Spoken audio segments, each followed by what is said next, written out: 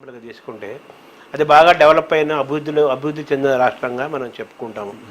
అక్కడ అది అభివృద్ధి సాధించిన స్థాయిలో జిఎస్టీ వసూళ్లు జరగట్లేదని అంటారు కొంతమంది. జిఎస్టీ రూపంలో ఆదాయం పన్నులు వెంటలేదు అని అంటారు. దానికి ఏమన్నా దాన్ని ఎలా చూడాలి మనం? Actually GST is a consumption based tax, అంటే అట్ ది ఎండ్ పాయింట్ అనమాట. ఇప్పుడు మీకు ఒక రాష్ట్రంలో విపరీతమైనటువంటి పారిశ్రామిక అభివృద్ధి ఉంది, ఫ్యాక్టరీలు ఉన్నవి, పెద్ద పెద్ద కంపెనీలు ఉన్నాయి అన్నంత మాత్రాన అక్కడ ట్యాక్సేషన్ అంతా అక్కడ కనపడదు.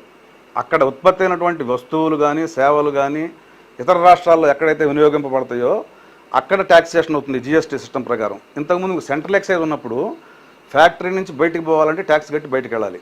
సో అందువల్ల అక్కడ 10 ఫ్యాక్టరీలు ఉన్నాయనుకోండి, ఆ 10 ఫ్యాక్టరీలో కట్టి ట్యాక్స్ ఎక్కువ మీకు కనపడుతుంది అక్కడ. ఇప్పుడు ఆ 10 ఫ్యాక్టరీల్లో ఉత్పత్తి అయిన వస్తువులు ఇప్పుడు బయటికి వెళ్ళి మీకు ఒరిస్సాకు పోతుంది, బెంగాల్కు పోతుంది, ఆంధ్రాకు వస్తుంది, తెలంగాణకు వస్తుంది, డిస్ట్రిబ్యూట్ అయిపోతుంది. అందువలన మీకు